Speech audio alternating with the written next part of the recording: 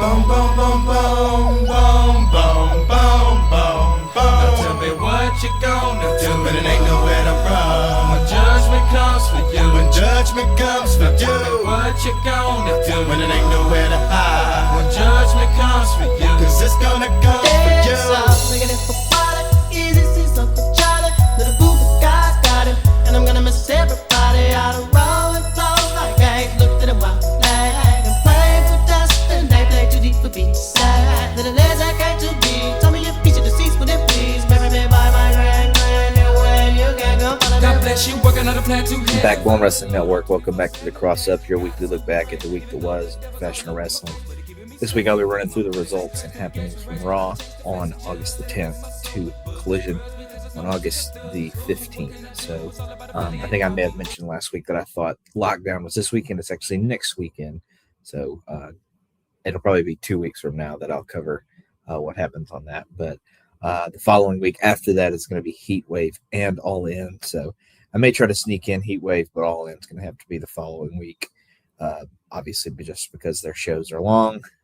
They're very late at night, and I'm not going to be able to cover that in time for that. Well, it is. We'll just have to see about that one. We'll see when we get there, because I believe that's actually that may be Labor Day weekend as well. So, but anyways, we will open with Raw for this week. We recap LA Knight confronting Roman Reigns last week and calling him a fraud. Rather than Roman Reigns sending the Bloodline after LA Knight, he instead gave the Bloodline another target.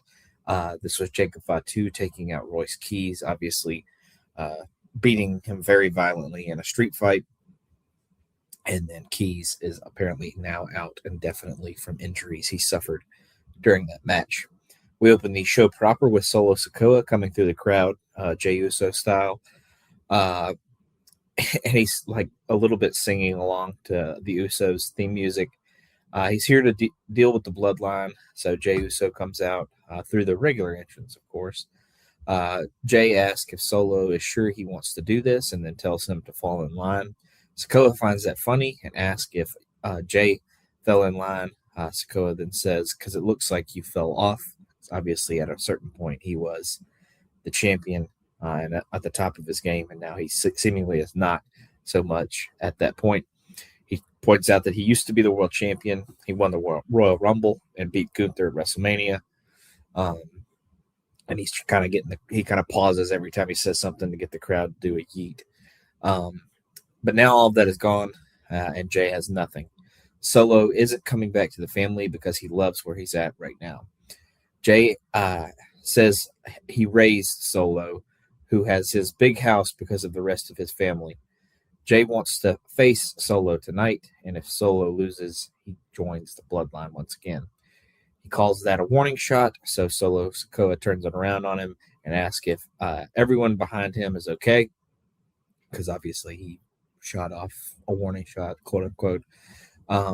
Solo then says he's in for tonight, but when he wins, he is done with the family holistically, and that is Jey's warning shot. So we'll see what happens with that match later on. We'll see if they kind of stick by the stipulation. I have a feeling they're going to kind of be wonky with it, but we'll see what happens in future weeks. We then have Penta. He is ready to win the Luchador tournament to get the shot at the number one contendership for the World Heavyweight Championship. But he can't look past the Laredo Kid, which is his opponent tonight. Laredo Kid then gets his opportunity to talk and says he's ready to show the world what he can do when the spotlight is on him. We then have Jey Uso. He runs into Jimmy and Jacob. Jimmy then says he isn't sure what Jey is thinking. Jey says it's time. It's just him running a play, but Fatu accuses him of ignoring the rest of the team. That's not cool with Jey, who says he's getting Solo back in the family. And what exactly has Jacob done lately? Fatu brings up that he took out Royce Keys last week and says Jey better win tonight, and Jimmy actually agrees with Jacob in this situation. We then have Penta defeat the Laredo Kid. He wins via pinfall with the Mexican Destroyer, and this advances him in the Luchador tournament.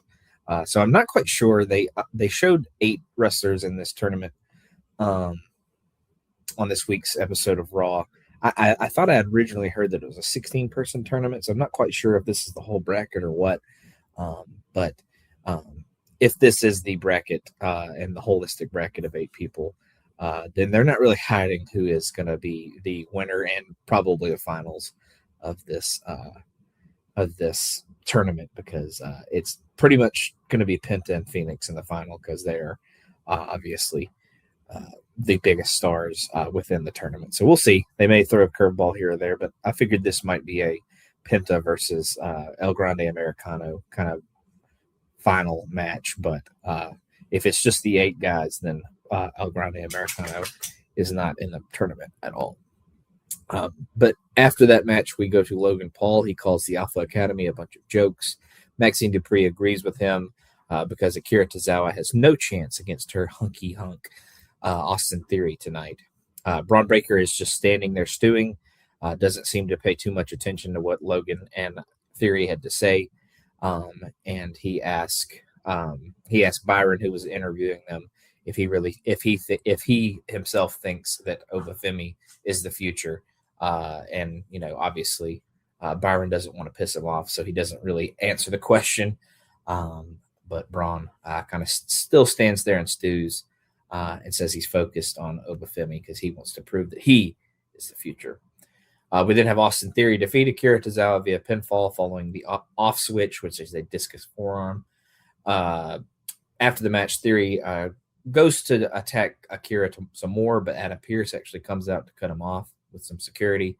Braun Breaker then gets inside, and he's about to do the super spear to Tozawa, but Obafemi comes out, which is exactly what Breaker was trying to do. Theory is quickly dispatched by Femi, and a bunch of people, security and agents, come in to hold Oba and Braun apart. We then have AAA General Manager Rey Mysterio come in. He is excited about the tournament, and Dragon Lee comes up to thank him for his spot in said tournament. Dominic Mysterio pops up in to ask why he's not in the tournament, as he is the king of the luchadors. Ray says, I didn't think you wanted another handout because that's how you became a jackass in the first place. Dragon Lee tells Dominic to show his father some respect and that he's ready for their match later on tonight. So not a tournament match, but Dom will face Dragon Lee later on in the episode.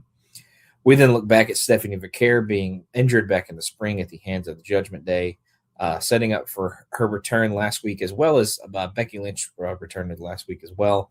Vaquer comes out to cut a promo. She's glad to be back and has missed everything about being around here, including the fans. Above all else, though, she has missed seeing the Judgment Day get scared every time she shows up. That's why she's ready to take them out one by one, and she knows Liv Morgan isn't ready for her. Becky then comes out with Stephanie asking what she wants. It's probably the same thing Vaquer wants, including giving Morgan one heck of a beating. Becky has worked too long to see the title go back to the mid-2000s, and that isn't going to happen on her watch. As for Stephanie, she's a bit more of an enigma, but she seems to be gone more often than she's here. So is Vaquer this badass, or does her body give up so her mind doesn't have to? Becky is fine with Vaquer giving Liv Morgan a beating, but Becky is getting the championship. Stephanie isn't impressed and leaves. So here's Liv Morgan, who quickly is dispatched by Becky. Vaquer comes back in and almost hits Becky by mistake. They then go nose to nose and talk a lot of trash towards each other until Becky ends up walking away. We then have LA Knight. He is ready for Roman Reigns, and he's fine with winning a tournament to get the world title shot. He's told that it's a luchador tournament, so he can't enter, which LA Knight finds very convenient. Solo Sikoa comes in to say that if he loses tonight, Knight is all on his own, and LA doesn't seem too perturbed by that statement. So he's fine with being alone. He knows that he was appreciative that Royce and Solo were there with him at SummerSlam, but I think he's fine being kind of a lone wolf situation. We then have Dragon Lee defeat Dom Mysterio via pinfall following Operation Dragon. After the match, Big Cass comes out again and lays out Dragon Lee. Javon Evans tries to run in and help, gets a few shots in on Cass, but gets knocked out of the air, and he gets hit with another big boot, and Evans and Dragon Lee are both left laying. We then have Sol Ruka. She is ready for revenge on the Judgment Day and has a partner to help her out tonight. Danhausen comes in to offer to do it for, well, a little bit of a discount. Soruka says she has this covered and leaves, with Danhausen asking Byron Saxton for some human monies. Byron says he doesn't have any on him right now, and Danhausen then bails as well. LA Knight then says he can get a lucha mask to enter the tournament, but Adam Pearce turns him down. Once the tournament is over, though, they will find a way for a Knight to earn a title shot. Adam Pearce then walks away, and Jacob Fatu pops in to threaten LA, who tells Jacob to get a permission slip to fight from Roman Reigns, and then Fatu kind of threatens him again and leaves. We then have Sol Ruca and Io Sky defeat Raquel Rodriguez and Roxanne Perez when Sol hits the Soul Snatcher on Roxanne. We then have Braun Breaker come up to Paul Heyman, and he talks about his showdown with Obafemi earlier. Breaker asks Heyman who he thinks the future of WWE is, with Heyman saying he respects the both of them. Braun Breaker says that's not what I asked. He gets a bit more serious before asking it again. Heyman says he's starting to think Breaker is starting to think that Obafemi is the future. So, which is the problem, because Braun shouldn't be worried about other people being the future. He should think he's the future himself. Heyman is going to keep respecting Femi until Breaker says to Heyman that Femi isn't worthy of that respect. That has Breaker thinking, and he walks away with Heyman realizing that he may have said the right thing for now. Rey Mysterio then praises Penta for his match earlier on tonight. Chad Gable comes in to do the same. Penta leaves, and Gable says he wants to defend the Intercontinental title against Rey. Rey says that works for him, and Gable will talk to Adam Pearce. Then Sol Ruca and Io Sky, they're happy with their win earlier, but they run into Lyra Valkyria. She thinks that Sol is getting too close to the women's Intercontinental title again, with Lyra bringing out that she took out Bayley and that she is next in line for the IC title. She tells her to stay out of the way of the title, and Io isn't sure what Valkyria is talking about at this point, and they all seem to kind of be locked in on being maybe the next women's Intercontinental champion and going after Raquel. So we'll see how that kind of unfolds. And then we have our main event where Jey Uso defeats Solo Sikoa via pinfall with a spear and Uso splash when Jimmy had provided a bit of a distraction to get Solo kind of out of his game and out of position.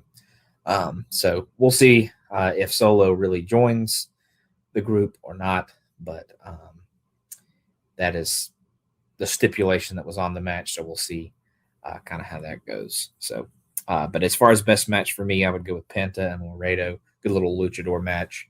And they gave him a good bit of time to go. So, like I said, I think it's pretty obvious that Penta's going to end up at least being in the finals of this tournament, if not win the whole thing. So we'll see how he gets there and if he continues to have great matches as we head towards that way.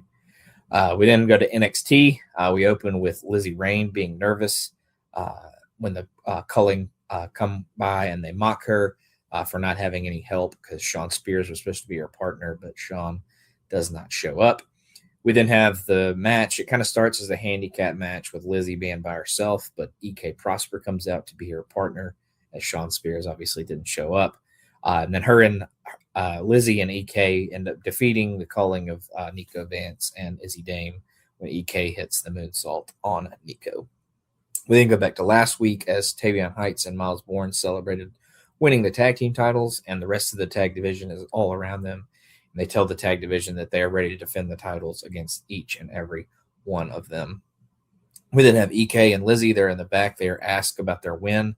Callie Armstrong blows right past them, steals the microphone from the interviewer, and goes out to the ring where she says she wants her women's title shot now. Kalani Jordan comes in to say the same thing and complain like she always does, with Kendall Gray and Ren Sinclair interrupting her as well. Gray is tired of hearing Kalani, so she gives her a contract for a title shot. Kalani would use it next week, but that would be a waste on these fans, so we'll do it at Heatwave. Armstrong doesn't want to wait, so she breaks out and hits Kendall and Ren and leaves them laying. So Kalani and Callie were both kind of standing tall at the end of that. They end up teaming up on Ren QCC. So We then go to Keanu Carver. He interrupts Cruz Montana over getting thrown into a number one contenders match. They stare at each other for a little bit, and Carver tells Robert Stone that he hasn't seen anything yet from what he can do. Dion Lennox then defeats Saquon Sugars via pinfall following some Dark States shenanigans, and then Lennox kind of hits a sit-out slam to finish things off. We then have Rey Mysterio on the phone with Robert Stone. He announces a four-way next week for a cruiserweight title shot against Phoenix in 2 weeks. EK Prosper and La Parker are involved, and we'll hear some more names as we go throughout the night.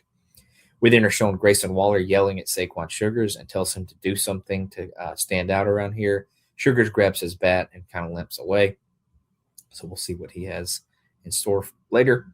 And we'll see it pretty quickly as Zarya defeats Ren Sinclair via pinfall, but she wins because Lennox and Saquon battle out to the arena and are beating each other up pretty bad. And obviously this distracts Ren long enough for Zarya to grab the F5 and retain her North American Women's Championship. We then have Shiloh Hill. He sends in another update. He says he's healing far faster than anyone expected and could wrestle on live events as long as he wears a mask to cover his facial injury. And of course, he has he tries out quite a few on his face. And he also promises to find out more about the poison mist and might even do some experiments to see which is the most effective. We then have Cam Hendricks. He defeats Mason Rook via pinfall when Hendricks runs Rook into an exposed turnbuckle, and then he follows it with the Showtime kick to get the win. So he cheats a little bit, gets the win over Mason. The Vanity Project are back. They want their tag titles back from Tavion and Miles, but Tavion and Miles then come in. Robert Stone makes Jackson Drake the same deal. If he can win next week, he gets a North American title shot, and the Project get the tag team title shot. The Project want both matches at Heatwave, but Stone says the dates will be determined at a later date.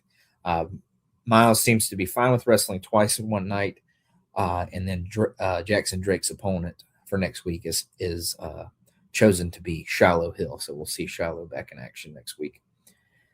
We then have Lucian Price. He defeats Lexus King via pinfall following a one-armed powerbomb. There were some shenanigans with Bronco Nima and the rest of Birthright on the outside, which kind of led to the ending. So you got to think Lucian's probably going to get a speed title match at some point because this was not a speed match and it wasn't for the title. So we'll see if they face each other again down the road for the speed title.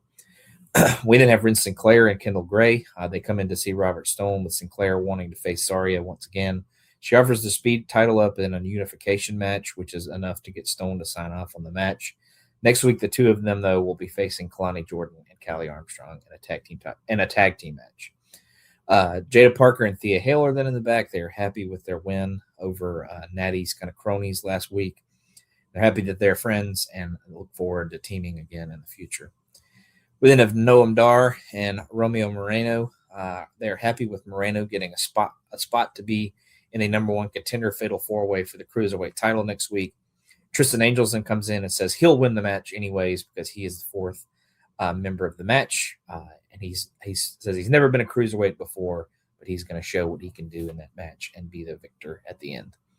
And then we get our main event, which was a number one contenders match between Cruz Montana and Grayson Waller.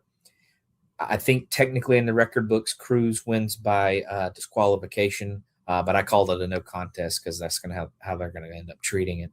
But it is a no contest because the debuting Zilla Fatu comes in and attacks both men. He goes after Cruz first, of course, but he eventually goes after Waller as well. After the match the bell kind of rings, Fatu lays them both out and hits a top rope splash on Montana.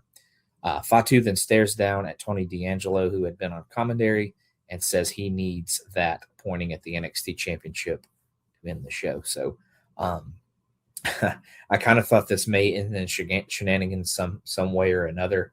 This is not how I anticipated it going, but I always kind of thought we were going to end up getting a multi-man match for the NXT Championship at Heatwave, but it now seems that we might be headed for a fatal four-way. So We'll see where they go. I mean, again, like I said, I think it technically was a DQ win for Cruz, so he may get the title shot alone. But I have a feeling all four of these men will be somewhat involved in the title match at Heatwave. So we'll see where they end up going with that. But that main event was the best match on the show. Obviously didn't have a finish. Probably would have been a little higher, if you gave it a star rating. Probably would have been a little bit higher star rating if it actually had a finish. But I thought it was cruising along and doing pretty well before that. And if you add the moment in of Zilla debuting, it was a pretty hot little segment. So definitely check that out. Will Ospreay gets things going on Dynamite. He was so glad to be back in Arena Mexico last week because the last time he was here, he found out that his grandfather had passed away. Ospreay wanted him to be there for some great moments of his life, and that wasn't going to happen.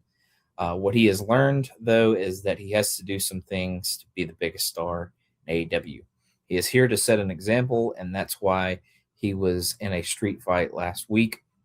One person was watching at home on his sofa, and that was world champion Kenny Omega. Last week, Omega probably said, "Oh shit, he's probably going to pull the trigger on me," and All In. And since Omega is actually here this week, why not grace us with his presence? Instead, Don Callis comes out, who talks about how he and Omega won the world title in December of 2020. Then Omega decided that he could do this on his own, so Callis stabbed him in the head. Reality is Ospreay owes him everything, and the reality is the road to Wembley is paved in Ospreay's blood. Don Callis' family comes in for a beatdown, but Omega makes the save with a lead pipe. Omega then teases hitting Ospreay with the pipe, but stops to say Ospreay never thinks. Omega warned him about Callis and Moxley, and look what happened. That's why Ospreay will lose it All In, and that's not the man Omega wants to face there. Omega helps him up, but says he can't do this again. From now on, it's the two of them. Ospreay appreciates the help, though he didn't ask for it, and he won't need it going forward. We then have MJF defeat Nick Wayne and Mike Bailey when he gets Wayne to tap to the salt of the earth, and this makes MJF the number 2 entrant in the Casino Gauntlet match. After the match, MJF brags about his win, but here is Andrade El Idolo's music, but he doesn't show up. After MJF gave him the beating last week, he couldn't show up. Andrade is scared of him, just like Kenny Omega and Will Ospreay are as well. We will find out that he is the one true champion after he wins Casino Gauntlet. Lena Cross and Megan Bayne are at the Brawling Birds bar, knock some people around, destroy some beer glasses, and kind of make a mess while making threats that they are going to continue to be atop the women's tag team division. We then have Mick Foley. He's with the Bang Bang Gang with Jay White, welcoming him to the team. Anyway, though, Jay White threatens David Finlay about their Continental Cup tournament match tonight. And that happens next. Jay White defeats David Finlay via pinfall following a Blade Runner, and this advances Jay White in the Continental Cup.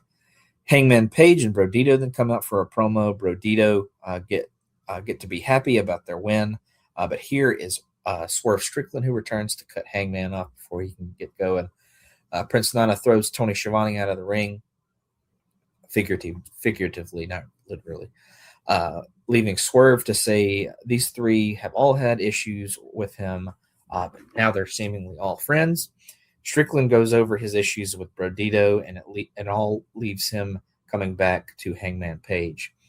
Now, Page can't even challenge for the world title, so he's here with these two, slumming it up in the trios division. Hangman points out that Strickland has nothing to show for everything he's done this year, but then the Demand and Lethal Twist come out to interrupt. Ricochet talks about how this is trios business and mocks Swerve for dropping the Gates of Agony. Last week, Toa Leona's shoulders weren't even down, so the titles technically still belong to the Demand. Swerve needs to get out of here because, again, this is trios business. Swerve goes to leave, but does stop to walk by Ricochet and call him a bitch. Ricochet then turns down Hangman's challenge, and the segment kind of ends. But Ricochet kind of tries to lunge at Swerve when he calls him a bitch. So we'll see. It seems like we might be headed towards a multi-trios match at All In. I assume it'll probably be at least the Demand and Brodito and Hangman, but it seems like maybe Swerve will have a team of his own. So we'll see what happens with that going forward. We go to earlier today. Willow Nightingale was sitting down for an interview, but Mercedes jumped her and attacked her before that, and then calls her a dumb bitch. We then have Kevin Knight defeat Chris Jericho via pinfall after some chicanery with Don Callis, and then LA Knight. Kevin Knight hits Jericho with the crash landing to get the pinfall victory. We then have Claudio Castagnoli. He is ready for anyone in the next round of the Continental Cup. Moxley is with him as well. He appears to be ready for the same, but he is doing some grappling with Claudio, and that's kind of firing him up for his match with Jack Perry later on. So Jack Perry and Moxley will be facing each other in the Continental Cup later on. We then have Chris Statlander defeat Viva Van via pinfall following the Saturday Night Fever. After the match, Mick Foley comes out to interview her and announces that there's a 4-way for the TBS title with Statlander, Shida, and Persephone challenging Maya World. Statlander is ready for some revenge, but here are Shida and Persephone for their scheduled tag team match coming up next. Maya World and Thunder Rosa then are able to defeat Hikaru Shida and Persephone when Maya hits a bridging fallaway slam on Shida. We then have Darby Allin. He talks about how he has no regrets from his world title reign because he gambled, but he ultimately lost, of course. He was then attacked by Kevin Knight, so now Allin wants him in a Falls Count Anywhere match, so he throws out that challenge once again, despite being turned down last time. We then have Kyle Fletcher. He wants to defend the international title at All In. He wants to defend it against Konosuke Takeshita, but Don Callis suggests adding Kazuchika Okada so the family can keep the title no matter what. Fletcher leaves, and he doesn't quite say yes, but it seems like it's official that it'll be a 3-way for the international title come All In time. And then we get our main event, which is the Continental Cup match between Jon Moxley and Jack Perry. Jon Moxley wins via submission with the Bulldog choke, and then Moxley obviously advances in the tournament, and he ends up shaking Jack Perry's hand to close the show. As far as best match for me, I would go with the 3-way for the number 2 spot in the Casino Gauntlet, MJF, Mike Bailey, and Nick Wayne. So that would be my pick for the week. And then we'll go on to Impact. We open with Ricky Sosa defeating Brian Myers via pinfall following a running uppercut. After the match, Leon Slater comes out to reiterate his X Division challenge for Cedric Alexander. But he knows Cedric is dodging him due to his high level of cowardice. Slater even offers to put something up if Alexander wants him to. So Alexander says he wants Slater's second longest ever, or, he tied for the longest reign in NXT history. He didn't quite get to the final day that he needed to get to be the longest reigning champion of all time. But he wants his reign stricken from the record books. He doesn't want Slater's name in TNA history at all. And Slater kind of says that doesn't really affect him all that much, so he is in if that's all it takes. We then have BDE and Rich Swann. They are ready to face Order 4, and they have a mystery partner who is not, in fact, Jason Hodge, so we'll see who their tag team partner is later on. We then get a preview for tonight's show, and there's an announcement of the Hardys taking on the Nemeths for the tag team titles at Lockdown. That's how they're kind of getting away with Nemeth not defending the world title as he is defending it tonight. AJ Francis is then in the recording studio when it seems like Elijah is interrupting. Elijah is ready to face AJ in a cage, but we've learned that this Elijah is actually an illusion, not really him in the room. We then go to Moose. He comes out to cut a promo. He is wearing Frankie Kazarian's stolen scarf and sunglasses from last week. He says this is the first episode of his very own talk show, and his guests are all of the fans.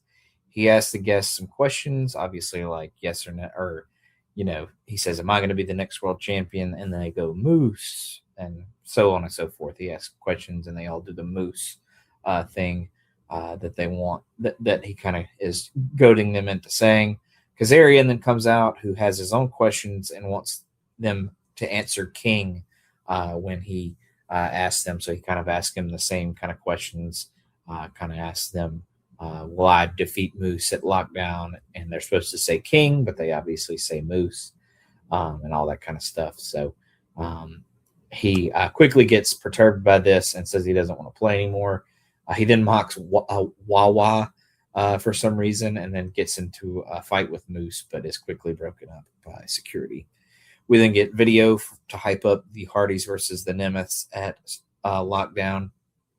We then have BDE, Rich Swann, and a returning Trey Miguel defeat Order 4 of Agent Zero, John Skyler, and Mustafa Ali when Trey hits the lightning spiral on Skyler.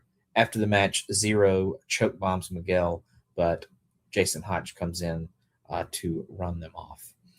We then have Zaya Brookside. She is getting her makeup done. We come back from commercial break. Brookside is not happy with how dark her eyes are, and then she finds out that Elena Black was the one that was doing her makeup the whole time. Brookside then gets into a brawl with her and actually ends up standing tall and runs off as Elena's starting to kind of get back to her feet. We then have M by Elegance defeat Indy Hartwell via pinfall following a moonsault and a handful of trunks. This advances M to the finals of the TV title tournament, so we may be headed for a by Elegance final. So we have M, obviously, and Heather has to face Jada Stone at some point in the future, so we'll see who ends up. I could see maybe Jada Stone make it to the finals, but I think one of the Elegance girls is going to end up being your champion here. So we'll see what happens there. We then look at Harley Hudson. She won a TNA contract a long time ago and talks about how she has been dreaming of getting here and making her family proud. Next week, she has to win against Alicia Edwards if she wants to be able to stay, though. We then see Moose has been knocked down and taken out in the back. He's laying, kind of convalescing. We then have Casey Navarro defeating Eddie Edwards via pinfall following the Blessing in Disguise. After the match, the rest of the system attack Casey and load up a Pillmanization. Jada Stone, Fabian Eichner, and Ricky Sosa run in to make the save. And Santino Marella makes this random array of people our lethal lockdown match that is going to happen at Lockdown. So we'll see how that goes when we get there. And then we have Allie. She is continuing to look for Rosemary and finds a message that says the struggle is real. And then we got our main event where Nick Nemeth retains his world title, defeating Jeff Hardy via pinfall. He reverses out of a twist of fate and then immediately hits a danger zone right as he kind of flips out of that. So Nick Nemeth is still our world champion. That would be my best match of the night as well. I thought the trios match with Order 4 was pretty good as well, but obviously Jeff and Nick got a good bit of time and they used it well. So definitely check that one out. Then we'll go to SmackDown for the week. Nick Aldis comes out to get things going. He brings out Chelsea Green, who obviously got injured last week on SmackDown, broke her orbital bone. Chelsea's injuries means that she can't wrestle, and she says she'll do anything to keep going. She gives quite the speech about how she has done everything to get here, missed so many things, and done anything asked of her. She finally made it at SummerSlam. Aldis should understand this, especially after his moment at SummerSlam. Chelsea and Nick both prove that it doesn't matter what others think of them, but rather what they think of themselves. Chelsea the Green then hands the title away and leaves pretty distraught. Nick then stops her. Fans seem to be pretty excited about this. He says as the GM, he can't do anything, though. But as Aldis the man, he doesn't care what medical says. She has 30 days to get cleared, get a mask, or whatever it takes to defend her championship. Until someone takes it from her, she is still the champion. Chelsea Green gives him a big hug, but here's Gunther to interrupt. Gunther asks why Aldis pulled that stunt at SummerSlam, adding Kevin Owens to the Fatal 4-Way. He doesn't think much of Chelsea's pitiful injury and asks why KO was added to the match. Nick then says that he added Gunther to Kevin Owens' match and not the other way around. So he kind of tells him that he did him a favor by even adding him in general. Chelsea Green then laughs at Gunther, who tells her to shut up. Chelsea Green then sees only one champion in the ring, and Matt Cardona comes out to defend his wife, of course. Gunther says, all the way from catering to Cardona. Gunther asks what Cardona could do to him and mocks Cardona for doing as Green says and not being a man himself. And then we get a referee called out by Aldis, and we will have a match when we come back from commercial break. Gunther then defeats Matt Cardona fairly easily. He wins via submission with a Boston Crab, actually. Gets him to tap out. And then after the match, Chelsea Green checks on Matt. But here are the irresistible forces. Nia Jax says she wants the women's title. She knows a thing or two about breaking people's faces, and she'll break Chelsea's again if she gets in their way or doesn't give her the proper shot that she wants.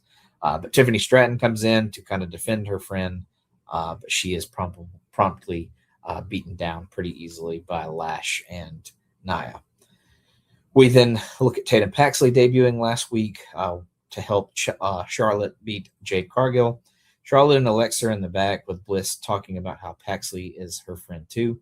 Bliss opens a door and finds Paxley in a black room, complete with a bunch of candles and photos of Bliss and Charlotte on the walls. It's their new locker room, and they go inside, and despite it being very tight and small and basically being a broom closet, they seem all right with it. But Charlotte seems kind of perturbed a little bit, but goes along with it anyways because those are her friends. We then look back at Randy Orton costing Cody Rhodes at SummerSlam and the two of them wanting to fight last week on SmackDown but not getting around to it. Cody comes up to Nick Aldis and wants a match with Orton. Aldis doesn't know where Orton is, but he'll look into doing something at Sunday night's main event that's coming up in a few weeks. Cody will take the match anywhere, but here's Sami Zayn to interrupt. Zayn wants to know why Rhodes doesn't have to wait to get anything he wants, which has Cody pissed and kind of snaps at Sami. If Zayn wants to do something like that, they can do it tonight. Sami Zayn brings up beating Cody Rhodes, who asks if he can do it again. Zayn says he's hurt. He has a broken hand. So Aldis asks, what if he made it more interesting? We'll make it a number one contenders match if Zayn is willing to go through with it tonight, and he seems okay with that stipulation. We then have Baron Corbin. He defeats Carmelo Hayes via pinfall following the end of days to retain his United States Championship. After the match, Trick Williams comes up on his little rotating stage, but Lil Yachty runs in from behind with a trick stick, which is a kendo stick, basically. He hits Corbin with it. Corbin kind of a little bit no-sells it. So Trick kind of runs down. He hits the trick shot and is able to save Yachty from getting beaten down by Baron. We have Chelsea Green thank Tiffany Stratton for the save earlier, and Tiffany says she's good to defend her title later tonight against Jacy Jayne. We then have Kevin Owens and CM Punk come out. They have a face-to-face. Punk knows that Owens was about to say something about him, so go ahead and say it to his face. Well, Punk then hits his catchphrase about being happy to be in Boston on Friday night. Kevin Owens then says the camera caught Punk calling him something close to a fat slob last week. Punk suggests that he would say that to Owens' face.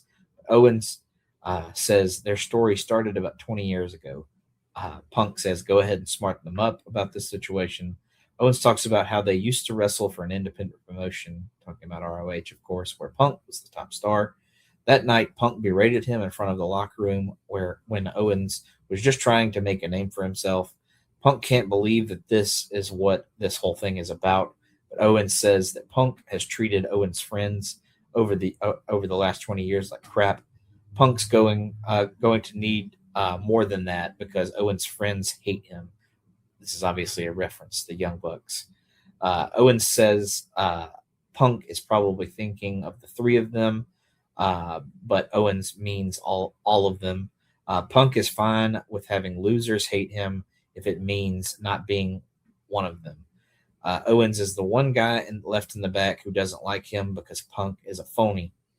The reality is that Punk has screwed up everywhere else he's been, so he has to be back in WWE now. And he's been in he's been in this ring consistently for 12 years without getting hurt until his recent neck injury. Obviously, Owens talking about his neck injury that he had. This kept him out for a while now. He says he's been world champion. He's headlined WrestleMania, and he's headlined WrestleMania against Steve Austin. just something CM Punk couldn't say that he would like to be able to say. Punk says that wouldn't have happened if Punk hadn't been here in the first place. He opened the door for people like Owens. Owens says that Punk still sees him as a fat indie slob. Punk then asks, "Is that how I see you, or is that how you see yourself?" He says he called out Obafemi, but he ended up getting endometriosis instead. I don't really think he understands what that means. So that was a pretty bad joke by Punk. When Punk looks at Owens, he sees potential, but in the form of a bum who avoids the hard work.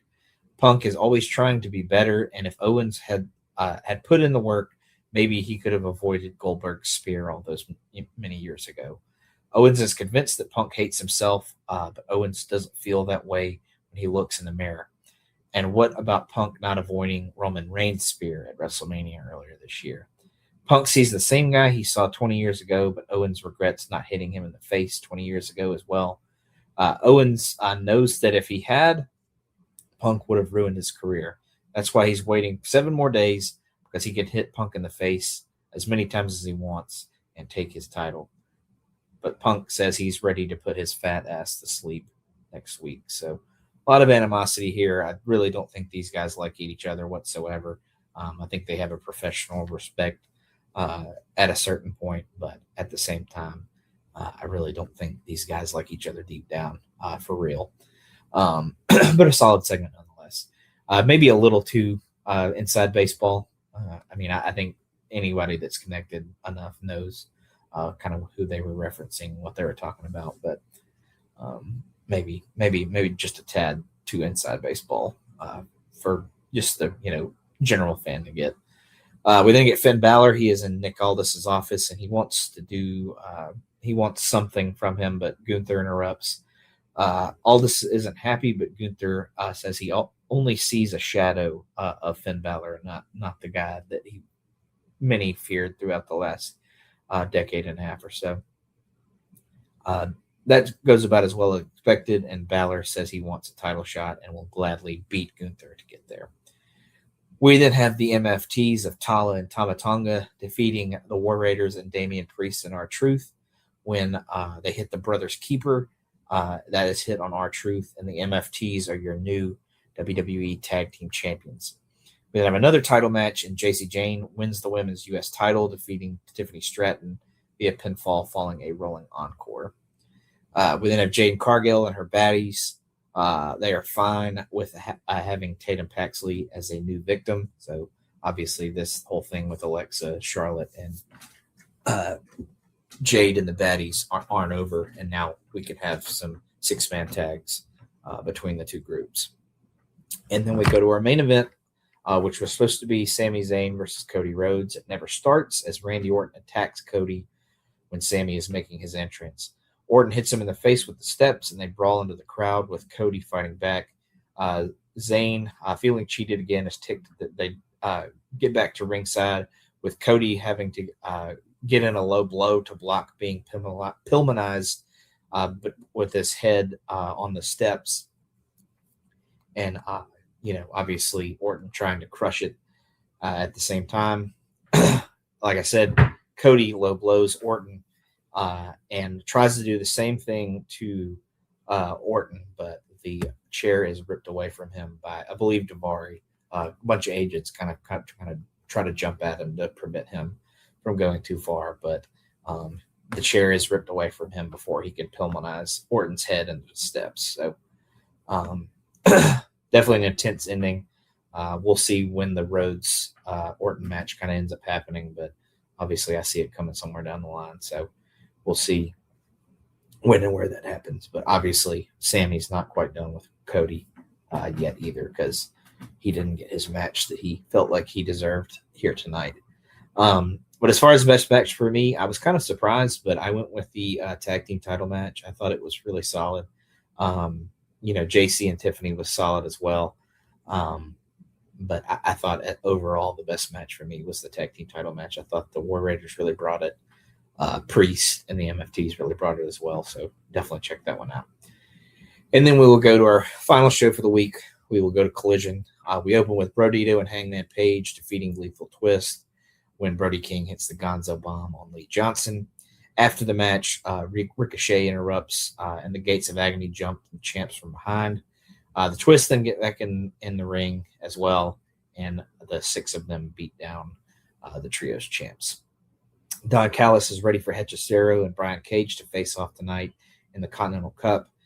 Callis offers an interesting translation for Hechicero's words about friendliness, because I don't really think what he said was something that happened to do with being very friendly. So, but we also have the conglomeration duo of Roderick Strong and Kyle O'Reilly going against each other in the Continental Cup as well. So some stable mates kind of going each other in that first round of this tournament. So, but Roddy and Kyle say let the best man win in their match tonight.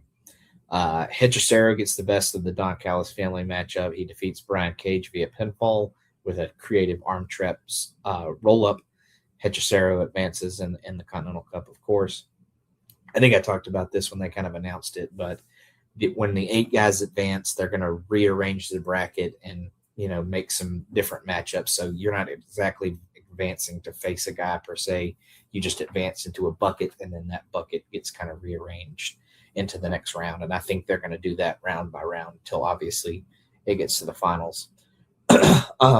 But we then go to Darby Allin. He talks about how Sting taught him he didn't have to change a thing to get to where he wanted to go. Kevin Knight has changed everything to be a champion. What kind of family is the Don Callis family for him, though? Darby gives Kevin Knight his word that he won't jump him or attack him before All In if he just gives him the title match. And Darby says he also wants to beat him at his very best, so he doesn't want to beat a broken down version of Kevin Knight. We then have the Rascals in their smoky room, quote unquote. But Leo Rush pops in to talk to them about how everyone needs friends, and they are scared. They have the heebie-jeebies when they're around him, so they all kind of run away, despite the fact that they're teaming with him later tonight.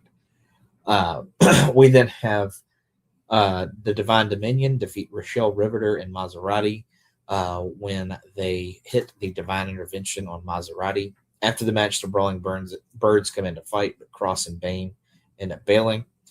We then go to Zeta Steele. She says she has been waiting to face Mercedes Moné for a long time. Mercedes then comes in to interrupt.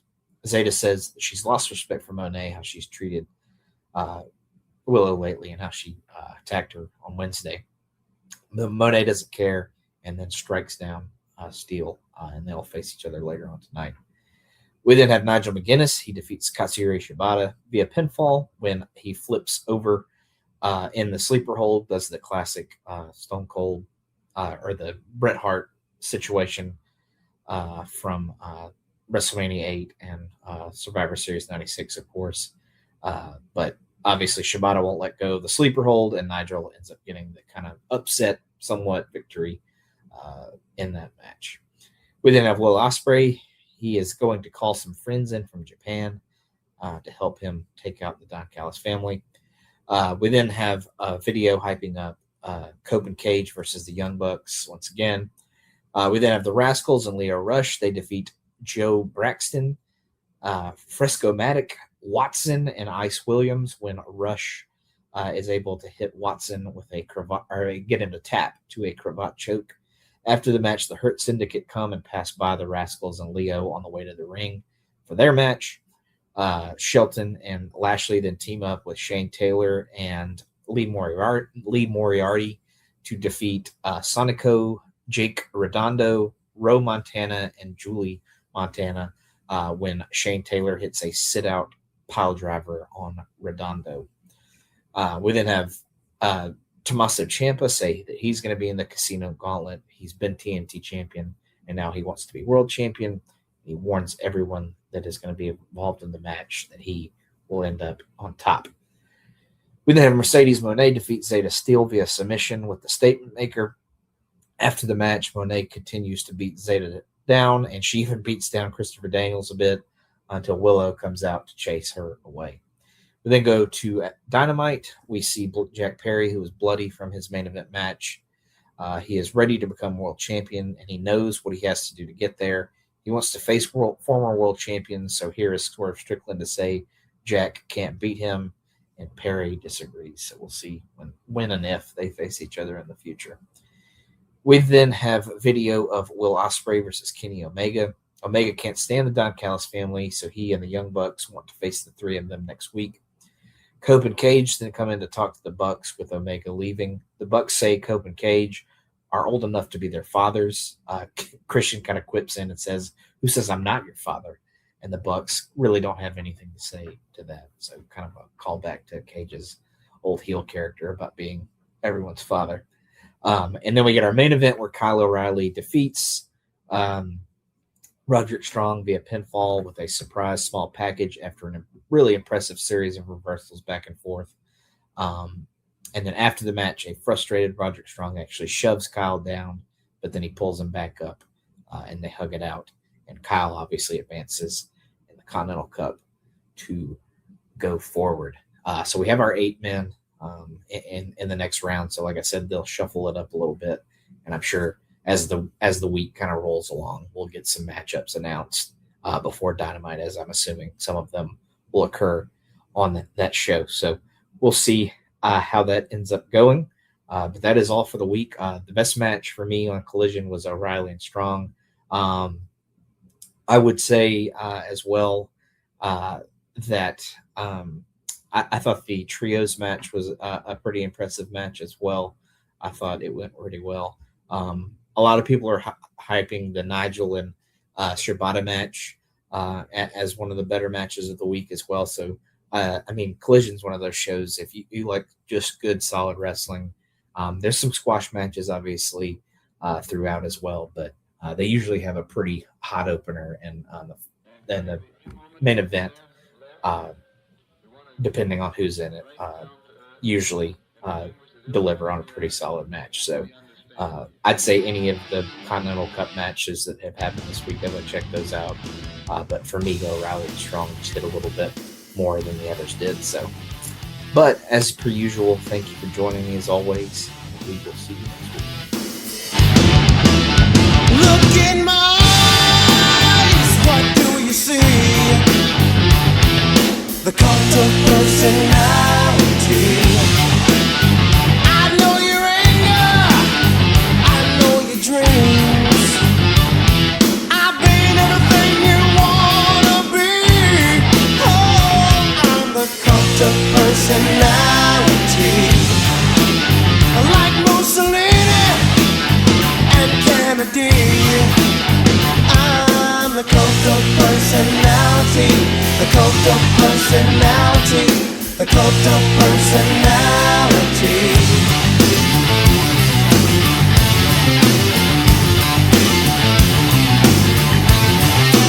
Neon lights, Nobel Prize, when a mirror speaks, the reflection lies. You won't have to follow me, only you can set me free.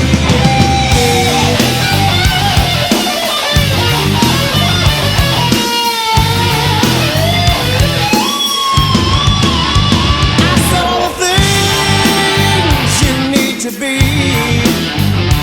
I'm the smiling face on your TV. Oh, I'm the cult of personality. I exploit you, still you love me. I tell you 1 and 1 makes 3. Oh, I'm the cult of personality. Like Joseph Stalin and Gandhi. Oh, I'm the cult of personality, the cult of personality, the cult of personality.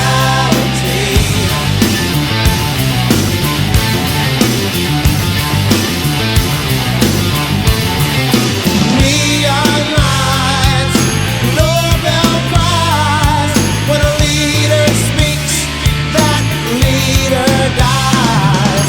You won't have to follow me, only you can set you free.